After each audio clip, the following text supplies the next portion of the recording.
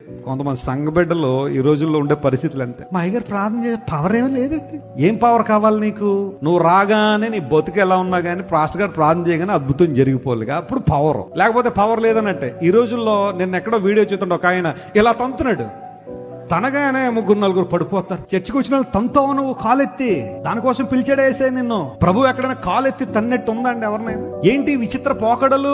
అది పవర్ అట, అది పరిశుద్ధాత్మ శక్తి. ఇలా కాలెత్తి తనగానే పడిపోతున్నారు. ఆయన భార్య ఆయన పక్కన దిట్టంగా నిలబడి ఉంటది. అలాగే మరి ఆవిడెందుకు పడతలేదు? ఎవరిని మోసం చేయడానికి ఇలాంటివన్నీ? అదా నువ్వు పవర్ అనుకుంటున్నావు కొన్నిసార్లు. కొంతమంది అలాంటివి చూసి మా సంఘంలో ఎప్పుడు ఇలా తన్నలేదండి, మేము తన్నామమ్మా, మేము తన్నాం. చక్కగా వాక్యం చెప్తాం, వింటే వినండి, బాగుపడతారు. తన్నించుకోవాలంటే వెళ్ళండి. వారానికి ఒకడో తయారవుతున్నాడు, తంతున్నారు. మొన్నడెవడో గర్భిణీ స్త్రీని తంతున్నాడు కాలెత్తి. అంతకన్నా అవమానం ఇంకేమైనా ఉందా? అంతకన్నా అవమానం. అదే దేవుడు చెప్పాడు, తనమన్నాడు నేను అందరినీ. పడిపోయిన వాళ్ళు లేకుండా దేవుడు అంటే నువ్వు గర్భిణీ స్త్రీని తంతాను కాలెత్తి. అదా పవర్.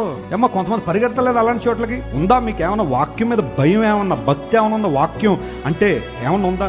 మీ ఇంటి వెనకాల కొబ్బరి చెట్టు ఉందంటే అది ప్రవచనమా? అది కొబ్బరి చెట్టు కాయలు ఉన్నాయంటే ప్రవచనమా? కొబ్బరి చెట్టుకు ఆకులు ఉన్నాయి, నిన్న ఒకటి పడిపోయిందంటే ప్రవచనమా?